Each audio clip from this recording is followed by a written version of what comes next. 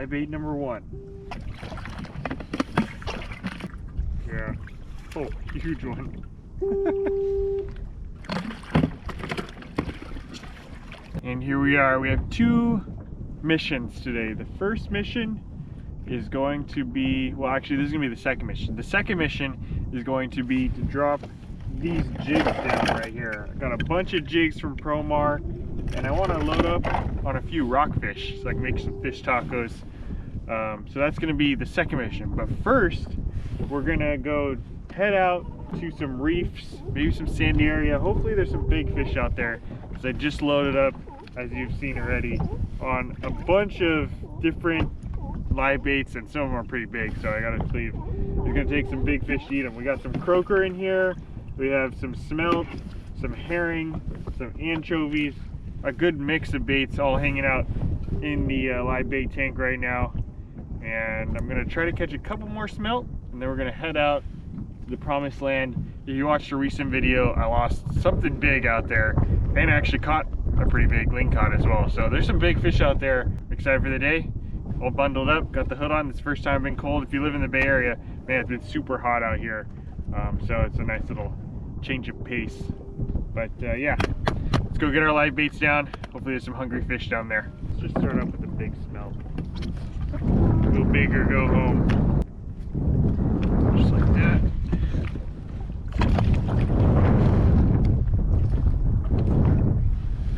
Alright. And everything we're fishing for today is on the bottom. Halibut and lingcod, I guess, would be our 2 main targets with these big live baits.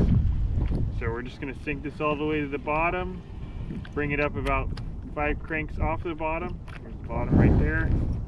5 cranks off. Make sure our drag's good. Ooh, that's too loose. That's pretty good. Yeah, that's good. Alright, we're fishing. Are we over sand right now? Yeah, I think so. But there's reef like all around. There's reef like all around, I think. Okay. Kind of scattered.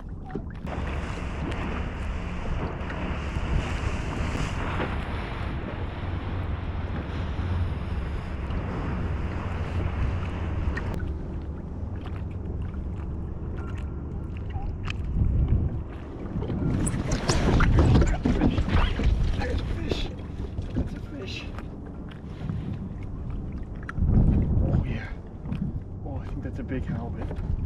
Fish on! I think that's a big halibut.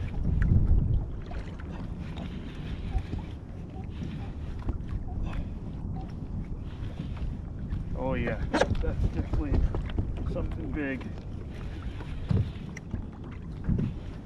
The head shakes have me thinking halibut. Where's my gaff? Here it is. Oh.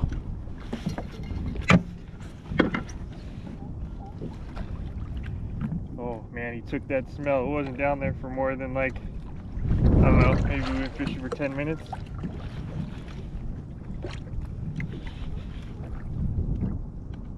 Definitely got some weight to it.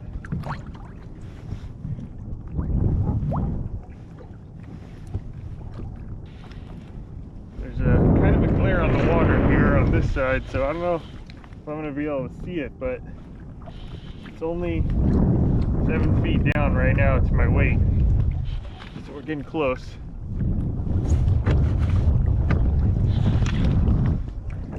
There's my weight. Yep, big halibut, big halibut. Just need him to come next to my kayak.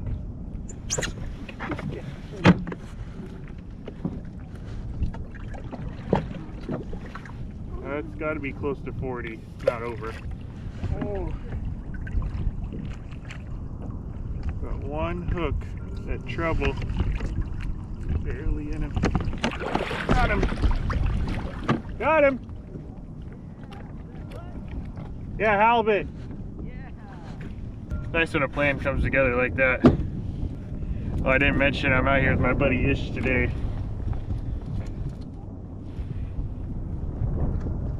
Jeez, that's a big fish. There we go. Nice fish. I think it's probably around 35 or 36 inch, something like that. Put them on the board. Ah, yeah. Hold on. Yeah, 36. So that is a California halibut right there. And that is very, very good eating fish. Very nice white meat. You can cook it a variety of different ways or eat it raw, which is actually probably my favorite way to do it. But yeah, you got that big tail on there, which is why they're so powerful. Some big teeth in the mouth. You can see it's white on this side, brown on the other.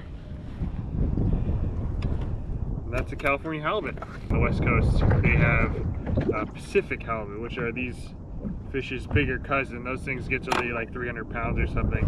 These get to be maybe, I'd say the record is probably 50 or 60 pounds. Actually, maybe it's a little more, but you don't really see them that big. The bigger one would be like anything over 40 inches is considered pretty big. But honestly, this is pretty big too. If you thought the last one was big, well, we're going for a giant now. Well, if you live in the Bay Area, you're probably dealing with the same issue I've been dealing with for the past couple weeks. It's just unbearably hot. Literally just walking to my garage, I'm breaking out of sweat. But today, thanks to the sponsor of today's video, that's all gonna change. And the sponsor of today's video is TORRAS. And this space age looking gadget is the TORRAS neck air conditioner. So if I turn this bad boy on, and there's 3 different settings, low, medium, high, all are great, but today it's out of control hot, so we're gonna go to 100% power on this one. And one great thing about this air conditioner is I can control it via smartphone on my app. So in the mornings, if you're out fishing and you want it to be hot, you can change it to the heating function. And obviously in the middle of the day like we are right now, we can put on that fan or air conditioner. You know, a lot of kayak fishing is nice and relaxing. You're doing your thing out in the water, but it also requires a lot of heavy lifting, moving your kayak around, carting fishing gear back and forth. And for me, lifting this heavy motor and the batteries that go along with it.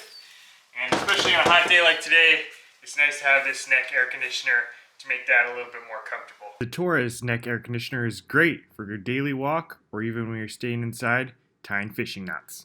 And you might be asking yourself, well, hey, that's great. You keep yourself cool from the shoulders up, but what about the rest of your torso? Well, for that, I have the next greatest thing from TORRAS, and that's this waist fan right here. Both have max power. We got the full upper body getting ventilation, staying cool, thanks to TORRAS. TORRAS is the inventor of personal air conditioning. As you can see out here on the open ocean, super convenient, hands-free. I can stay cool during these hot summer afternoons and stay warm during those cold winter mornings. And if you'd like to purchase one for yourself, check the link down in the description. Thank you to TORRAS for sponsoring this video. Oh, fish on.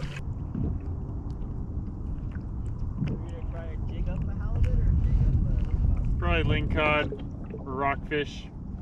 Part 1 of this mission was fairly successful. We caught a really nice fish. Unfortunately, it happened in like the first 10 minutes, and then I drifted around another live smelt for like the last, I think it's been like 3 hours now, and it hasn't even got touched. So we're gonna head on to part number 2 of this mission, which is to drop down some of these jigs right here. So I got a bunch of different jigs from ProMar. I got glow-in-the-dark ones. I got different shapes. Some of these are a little bit flatter, and some of these are a little skinnier, different weights, colors, a little bit of everything. So I'm gonna go head over to the reef, see if I can mark some fish and just drop these jigs right on top of them. And who knows, maybe we'll find lingcod, halibut, probably not halibut, but most likely lingcod or rockfish. I think I'm gonna start off with this one right here. Blue on top, and it's a little bit flatter. I think when it falls, it's gonna give a good action. I'm just cruising around, watching my fish finder, seeing if I can find out if there's a certain part of this reef where the fish are hiding. Sometimes, you know, they'll all stack up on one side of the reef. Maybe it's the way the current's flowing or whatever the reason is. It could be anything. But actually, we should mark some fish here. So let's get this thing going here. Alright, drop it in. So the way I like to work these things is I'll drop it all the way to the bottom and then just give it a pop hop. Not like a quick motion, it's more like a, oh, we almost had I think we had a bite there. More like a long, and then let it fall. Because when it's falling, you know, you'll catch fish both on the rise and fall. When it's falling, it kind of mimics probably a dead bait fish just kind of sinking down to the bottom, and then when it's shooting up, that's more mimicking a bait fish that's, you know, running away from prey. So, or from, oh, there's one. There's one. Right away. That's why we moved around the reef to find a spot where these fish are hanging out. That's a little, I believe that's a gopher rockfish. Let's see how many species of rockfish we find. That's the first one right there. I believe that's a gopher. Yeah, once again, sink to the bottom and then give it these nice long swings. Oh, sorry, I don't think we were recording there, but caught another one of these. I think these are gopher rockfish, but this guy has some crabs in his mouth. Anyway, let this one go. So here's a little trick that I like to do sometimes if the bite is tough. You know, as you can see already, you can catch them without doing this, but just to make it a little more enticing, get some flavor on there, I'll put a little piece of some meat, just a little anchovy chunk. And now we're gonna drop that down and see if that does the trick.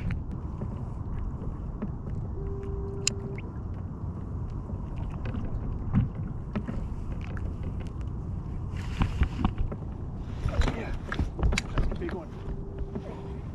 I thought it was a rock at first, but that's definitely not a rock. That rock is swimming. I think that's a ling. Oh, maybe not. A rockfish? Oh, a cabezone. Come on in. Got him. So that's a cabezone right there. These are similar to the ling-caught or rockfish. It's been a little while since I caught one, but I don't know if you can hear it inside there. They have these big, like, grinders in the back of their mouth. So these guys are really, they eat a lot of heavy-duty fish like rock crabs, or even like abalone or different stuff with big shells. And they use those kind of grinders in the back of their mouth to take care of those types of foods. But yeah, it's a nice one. These have to be 15 inches in order to keep. Definitely a keeper. 17 inches. You know what? I'm gonna let this one go. No, I'm gonna keep it. Let's go ahead and take care of this one, put them in the bag. One thing I also wanted to note, if anyone's planning on doing any rock fishing this year, a new regulation that we have in place is that any boat that's targeting rockfish or has rockfish on board has to carry one of these tools with them. This is a descending device. This is actually a 2-pack from Promar. So Promar makes them. I think they make one of the cheapest ones I've seen on the market. So if you just want to stay within. Oh, we had him. See if he comes back. But what I was saying is, yeah, Promar makes a nice one. It's probably one of the cheaper models you can find online. And it's kind of a funky rule, especially from a kayak. You know, I'm never gonna be, very rarely gonna be fishing deep enough to where I need to descend a rockfish. Anything below like 100 feet, those fish are just gonna swim right back down to the bottom, no problem on their own. But it's a law, it's one of the requirements that we have to have now, so I always keep one in my kayak. It just lives in my little compartment here. That way I never forget it. And in case I ever get checked, you know, I have one on board.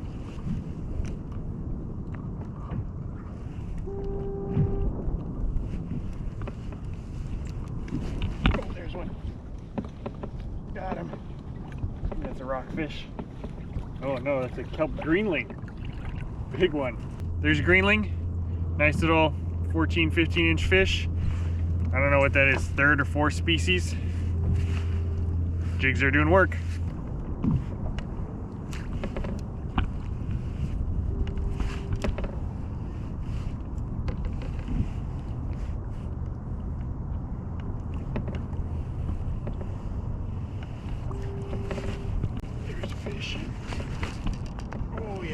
good one.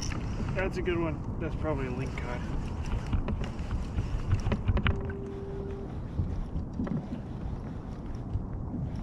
Maybe it's a big rockfish. No, it's a ling. It's a ling. Oh! Jeez. Didn't like that.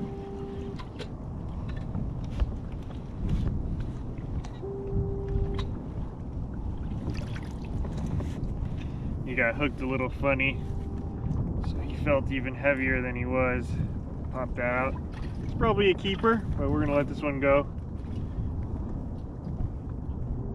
Got a, I don't know if that's an anchovy or, yeah, I think it's an anchovy sticking out of his mouth. But what is that, species number 5, 6, something like that?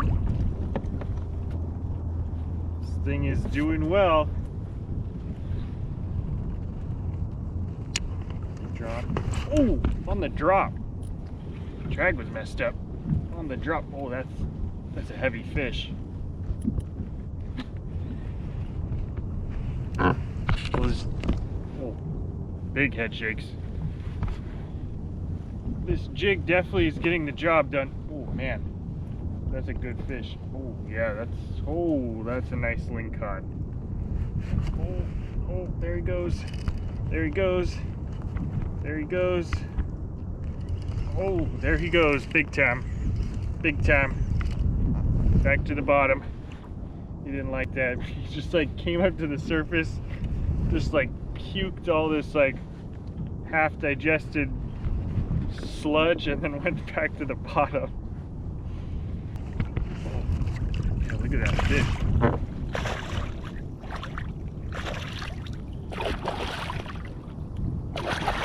Definitely a nice one.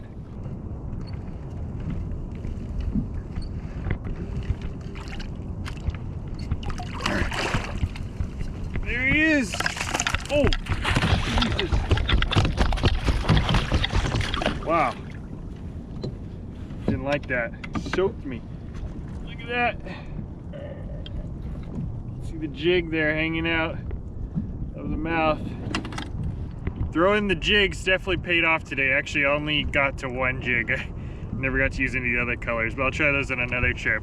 But this one jig caught rockfish, a couple of different kinds, cabezone, nice one, greenling, and then a couple of lings, ending with this really, really nice fish. Probably around 30 inches or so, I guess. And unfortunately, the jig got him right in a bad spot, so we won't be able to release this one. This one's gonna, it's already bleeding pretty good. Get that jig out. There he is. Yeah, one last look at him. Bonk and bleed him. Toss him in the bag, man. We got quite the cooler full today. And I think we're gonna end it on that fish. Just bonked him and bled him. Let him bleed out here on the side of the kayak. Man, what a successful day today was. The weather just turned out nicely here at the end. We were pretty much fogged in most of the day, but you know, obviously as you can see here, it's bright and sunny now. Great weather, hardly any wind, very little swell, and the fish were biting. Man, first thing in the morning, bang, that really, really nice halibut. And once we started throwing the jig, boom, boom, boom, all kinds of different species. And we finished with this nice lingcod right here. So shout out to Promar. If you want to get any of the jigs, gaff, fluorocarbon, all that stuff is on sale on their website. If you use my promo code, you can get an extra 10% off. As well as the bait tank for all the live bait we were using today. Kept all my live bait nice and lively. Have a promo code for that one as well. And yeah, shout out to Bait Shark and Promar for helping me have a successful day out here today. Man, couldn't have gone any better. We're heading home with quite a bit of food for the dinner table. So anyway, thank you all for watching. We'll see you on the next adventure. Later.